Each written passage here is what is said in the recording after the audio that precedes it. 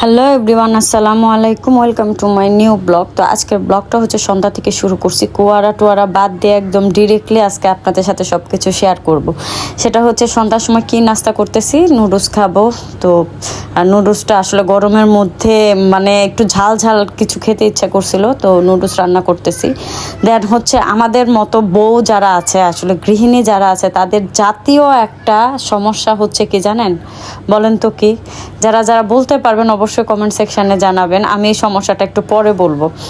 এখন হচ্ছে এই যে নুডলসটা আজকে মানে হচ্ছে বেশি সবজি ছিল না, শুধু হচ্ছে গাজর ছিল। তো গাজর দিয়ে ঝাল ঝাল করে রান্না করে একদম খেতে বসছি। আমি খাওয়ার পর হচ্ছে শাওয়ার নিব, কারণ এতটাই গরম লাগতেছে যে শাওয়ার নেওয়া ছাড়া মনে হয় না উপায়। মানে ঘর থেকে যখন বেরোই মনে করেন আমার শরীরে ফায়ার করে এই অবস্থা। তো এই যে নুডলস নিয়ে বসতেছি, মানে অনেকগুলো আজকে খাবো, কেন জানি অনেক দিন পর হচ্ছে নুডলস খেতে ইচ্ছে করছে। তো একদম অনেকগুলো নিয়ে নিছি।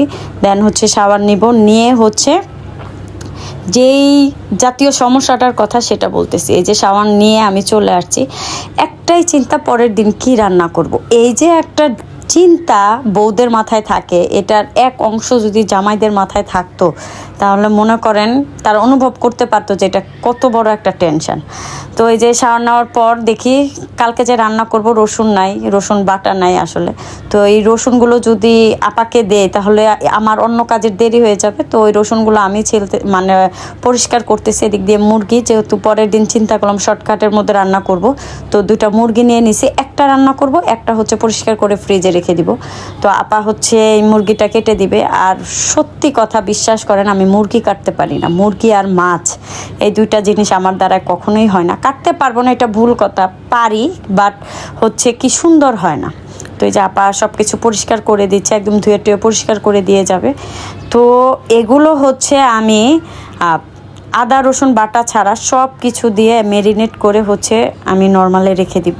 সকালে মনে করেন রাজরানীর মতো উঠবো, ওঠার পর হচ্ছে ব্রেকফাস্টটা শেষ করে দেন হচ্ছে লেগে যাব রান্না করতে, কোনো টেনশন ছাড়া। তো আমার মতো যারা আছেন তারা কিন্তু এই কাজগুলো করতে পারেন। রাতেই হচ্ছে সব কিছু প্রিপারেশন করে রেখে দিবেন, একটু কষ্ট করে, বেশি না, 1 ঘন্টা টাইম হলেই হয়ে যাবে। দেন হচ্ছে সকালে মহারানীর মতো শুধু হচ্ছে রান্না করে ফেলবেন, শেষ। তো সাথে কিন্তু আমডাল রান্না করব। তো এটা তো আমডালটা তো আর রাতেই ভিজিয়ে টিজিয়ে দেখানোর মতো কিছু নাই, তো ওই হিসাবে আর ওটা নাই দেখাই। কালকে হচ্ছে চিকেন রান্না করব আর হচ্ছে পাতলা করে আমডাল রান্না করব। তো আমার চিন্তা কিন্তু শেষ।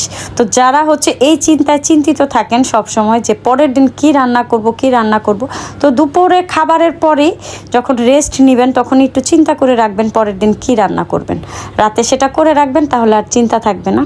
দেন হচ্ছে সকালের নাস্তা তো আলু ভাজি আর রুটি, এটা তো কমন একটা বিষয়, আর সাথে হচ্ছে ডিম পোস্ট, সেটাও রেডি করে নিলাম। তো আমার এই ছোট্ট ব্লগটা কার কার ভালো লাগছে অবশ্যই কমেন্ট সেকশানে কমেন্ট করে জানাবেন। আর এই পদ্ধতিটা অবলম্বন করবেন, দেখবেন পরের দিনের টেনশন ফ্রি হয়ে যাবেন। একদম চিল মুডে আসলে রান্নাবান্না করতে পারবেন যে আমার জন্য, প্রিয় মানুষটার জন্য সে কী কী খাবে।